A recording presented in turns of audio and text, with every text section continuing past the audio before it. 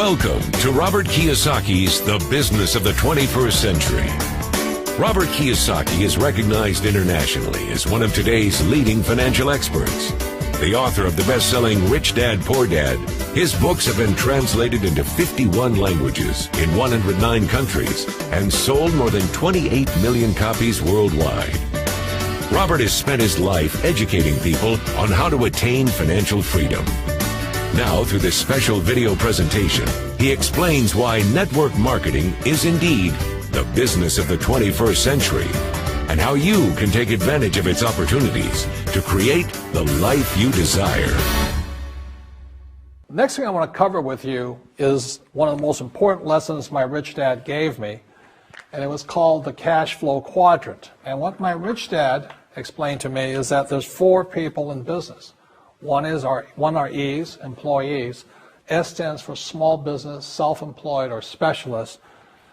B stands for big business, and I stands for investor.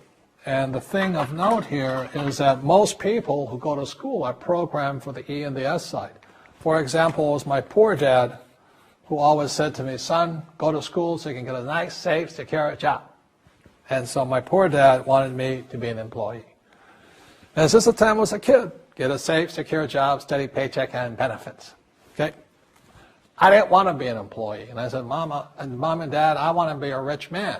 And I fight with my dad. So my mother finally said, son, if you want to be rich, my mother was a registered nurse. And she said, if you want to be rich, the richest people I know are doctors. So my mom wanted me to come over here, be a specialist or a small business person. I said, there's only one problem with that, Mom. Doctors are really smart. And she says, you got a good point there. I'm not going to be a doctor. So I went to school. I have a Bachelor of Science degree. I can drive ships and I can fly planes. I flew for the Marine Corps. But I've never used any of that education because I wanted to become a business owner. So it was my rich dad who basically said to me, become a business owner and learn to be a professional investor. So one of the big differences here between these people is that it's called taxes. See, in 1943, in the U.S., the federal government passed a law that said employees had to pay tax before they got paid. So when you get your paycheck from your employer, you open it up, and voila, the government's always taken a sizable chunk of it. And the harder you work and the more money you make, the more money they take from you. So that's why it's not that good to be an employee, because you can never get ahead, because the more you work, more money you make, the greater they pay in taxes. Now, the doctors and lawyers and attorneys, accountants were all laughing, saying, oh, these guys, they're getting paying a lot of taxes. So naturally, the federal government changed the laws again. So in 1986 in the U.S., a thing called the 86 Tax Reform Act, and it basically took a lot of the benefits away from people who are self-employed, small business, doctors, and lawyers. So today in America, unfortunately, these guys pay the highest percentage in taxes. It is tragic. And a lot of people think they're investors, but what they're really doing is they're just giving their money to people like mutual funds, companies, and all that. So they're investing, but they're not really investors. See, the big tax breaks are on this side. The laws are pretty tight here, but this area is very, very gray. So by being a business owner on the right-hand side of the quadrant, you can make a lot more money and pay a smaller percentage of taxes legally. And the key word is legally. In the investor quadrant, it is possible to make millions of dollars and pay 0% taxes legally. But you've got to know the difference. So one of the beauties of business for the 21st century is it allows people to make the transition from the E and the S side to the B side especially. And so you can become a big business owner. And the difference between an S and a B, small business and big business, is most of these guys can't quit working. Most small business owners, if they stop working for more than a month, the business collapses. They don't really have a business. Most of these people own a job. So the beauty of business for the 21st century, it allows these people to make the transition to the B side so that you don't have to keep working hard for money, and the money can actually come in passively. Then once you have your business up and running, then I always recommend you then begin investing with your excess cash, paying less and less in taxes. And that's the reason the rich are getting richer.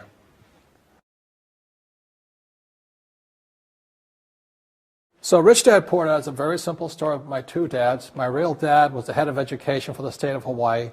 Great guy, PhD, like I said, head of education, smart guy, but he also ran for lieutenant governor of the state of Hawaii as a Republican. Unfortunately, he lost and he ultimately died poor, so that's why I call him my poor dad. My rich dad, on the other hand, didn't finish school, but he ultimately became one of the richest men in Hawaii. So he was my best friend's father, and starting when I was just the age of 9, my rich dad began teaching me about money and business and why the rich are getting richer and why there's this big gap between the rich and everybody else today. So Rich Dad is a very simple, true story about two fathers, Rich Dad and Poor Dad, tell their two sons about money. And it was my poor dad always said, go to school, get a job, work hard, and all that stuff. And my rich dad says, you'll never get rich doing that. You'll never be a free man. So that's kind of the differences. But if I would show you a diagram of the differences here, is that in financial education, this is very simply the difference. Because there's no financial education in our school, most people do not understand financial statements. So this here is income, expense, assets, and liabilities. And the reason my poor dad was poor, it was very simple. Because he couldn't read a financial statement, because he don't have financial education in school. He was financially illiterate, although a PhD. And my poor dad always said, our house is an asset. And my rich dad said, your father may be well educated, but he can't tell assets from liabilities. So very simply, my rich dad said to me, assets, whether you work or not, put money in your pocket. So when a banker looks at your financial statement, the banker looks at this and says, oh, you have assets and you're putting money in your pocket. And if you look at your house, it's really a liability because every month it takes money from your pocket. Now I can hear people say, well, it's, I don't have any debt on it, but still every month you have insurance, you have upkeep and expenses to it. So very simply, the reason I'm a rich man today was I knew the difference between assets and liabilities. And I get richer and richer because every year I add more assets to my balance sheet here. And so that's one of the biggest differences. And as my rich dad often said to me, he says, son, my banker has never asked me for my report card. My banker wants to see my financial statement because it's your financial statement that shows how high your financial IQ is. How smart are you with money? If you're very smart with money, the banker will give you as much money as you want because you know how to make money with money. If you're not very smart about money, all the banker will give you is a credit card and a home loan. So those are some of the differences between my rich dad and my poor dad. And if you stay tuned, you'll find out how you too can create assets instead of liabilities. Because if you're going to survive in the 21st century, you need more assets than liabilities.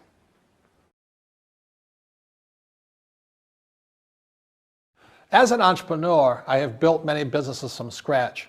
And as some of you know, a lot of them crashed also. Statistics show that most new businesses fail within the first 5 years, 90% in fact. And of the 10% that survive, the remaining 10% crash in the second 5 years. So in other words, most are gone in 10 years. So I've looked at many different models, and one that stands out for me is network marketing. And the reason for that, it takes very little upfront cash. It has low overhead. You can do it part-time. It means keep your daytime job, but do this part-time. And once the business is up and running, it can generate enough income so that you can move from the left side to the right side of the quadrant. So let me tell you about my introduction to network marketing because I had a very closed mind to it. Since I can build my own businesses, I said, why do I need a network marketing business? But about 15 years ago, I have a good friend, his name is Bill, and this guy is the best real estate investor I know. He has tons of assets in here. So I said, Bill, why did you start a network marketing business? And his answer was very simple. He says, it's my way of helping people. But more importantly, he says, the reason most people can't invest in real estate is because they don't have a business. They don't make enough money simply because taxes, debt, inflation, and retirement savings are killing them. They cannot even invest. So my friend Bill, who is a professional real estate entrepreneur, he says, I started a network marketing business so the people that worked with me could start their own business and then invest money with him. So with that, I realized then that network marketing wasn't about making money, but but it was about helping people to help other people make money so they become financially free. So the beauty of network marketing, I said, like it's very low entry point, doesn't take much money, you can do it part-time. And where you profit is in most big corporations is they spend millions, sometimes billions of dollars in advertising. So rather than give that money to advertisers, network marketing depends on building a network. It's called word of mouth, like you recommend a movie to a best friend. So really, the reason I support network marketing, because it's not about selling. It's about people helping people build assets in the asset columns, becoming business owners, and then becoming investors, rather than going through all of this here, which most E's and S's go through.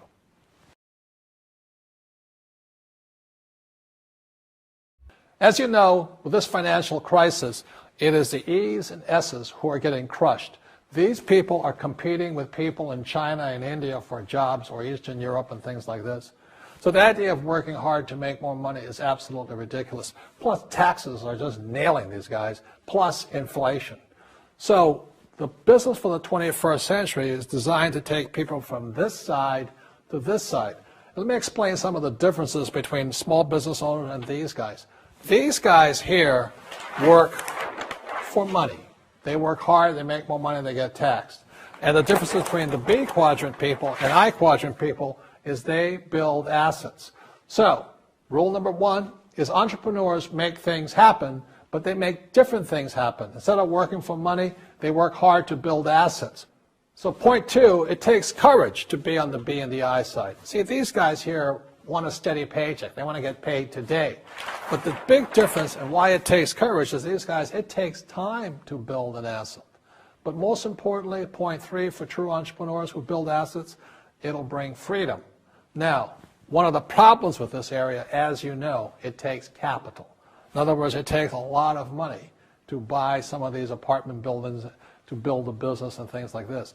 But there is a way. There is a way to do it with very little capital, and that's what I'm here to talk to you about. It's about a business for the 21st century.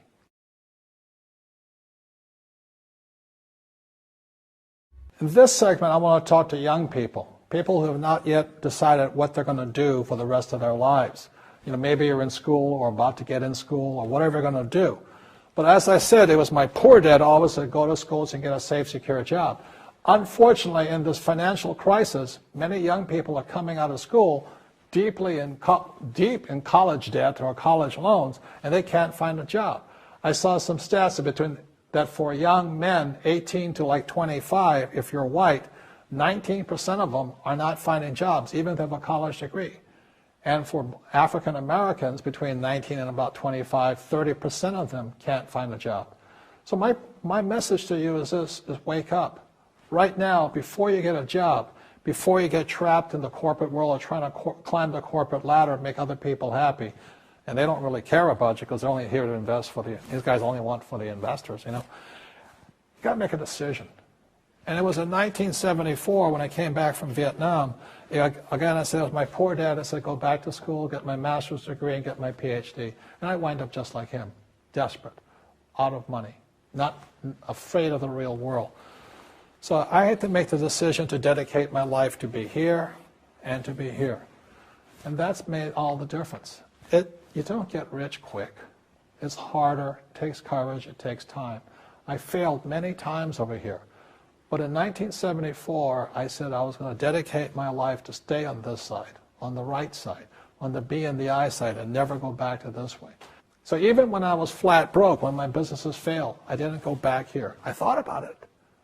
And unfortunately, when I still go back home to Hawaii, I meet some of my uncles and aunts, and they still say the same thing to me. They go, have you got a job yet? I said, no, I don't. They go, oh, too bad. It's so bad you're unemployed. The point here is they can't see it. So these guys, all they know is job security. They don't know what freedom and having a lot of money is. All they know is living below their means, struggling, paying taxes, trying to save money. So I recommend to you, start your own business. Start now. Practice. It takes time. You will make mistakes. But it's one of the best experiences because if you're successful and you persevere and you're determined, you will find a freedom and an abundance of wealth these people will never know. In this section, I want to talk to you about a different kind of quadrant. Years ago, I found out there was 4 kinds of people in the world. You know, one type are people who must be right. These people know all the right answers. They went to school, they know everything. You can't tell them anything. This is not a good business for them because their minds are too set. Another kind of person is a person who must be comfortable. You know, the house could be on fire, but they're still watching TV, eating a hot dog, watching what's going on in the world. These people are toast because the world economy is not coming back. The world economy has moved on. And people who need to be comfortable will probably be left behind. So the people who need to be comfortable, you probably shouldn't talk to them because you only make them uncomfortable. And they're probably not going to make the move because number one priority is being comfortable. Another kind of person is a person who must be liked. You know, they want to please everybody. This is probably not the business for them either, you know, because they want somebody else's approval. They want to be the good little boy or girl saying, I did the right thing, didn't I? You like me, don't you? And so they'll probably not be successful in the 21st century because they'll probably want to be liked by people who have to be right and people who want to be comfortable. All right, good, be comfortable. All right, you're very right. You know, that's probably being liked. But the business for the people of the 21st century are people who must win. And that's where I am at. One of the best things I was taught in the Marine Corps and at military school is not how many times you get knocked down, it's how many times you stand up. When somebody knocks you back, what do? Oh, you hurt my feelings? You'll probably not be successful. The world will probably pass you by. Because as I said, the world economy is moved on. It's not coming back. So winners will win. But winning takes sacrifice. Success takes sacrifice. And these are the people who will do best in business of the 21st century. So when you're talking to people, you know, about this business, you have to look at them and ask yourself, is this person really just going to be liked and they'll tell you what you want to hear? Or they're going to argue with you because they know all the right answers? Or they're going to get very upset with you if we're disturbing them? So what you're looking for in the network marketing business are people who want to win. People who know the economy has moved on. You'll find every race, gender, age, and background in network marketing. But what they really want to do is they want to win. It really is a true playing field in the world, but not for these people. These people will be left behind. Network marketing is for people who want to win because network marketing is the business model of the future. If you want the government to take care of you, then just keep doing what you want to do. It is possible for everyone to win, but the problem is you've got to commit to it. You've got to say, this is what I'm going to do. I'm going to dedicate 5 years of my life. You want to look at the leaders and say, those are the people I want to be like. Those are the kinds of people I want to hang out with. That's what you got to say to yourself. And I want to help other people do what I want to do and win in life. And that's why I support network marketing, because it really is the business for the 21st century.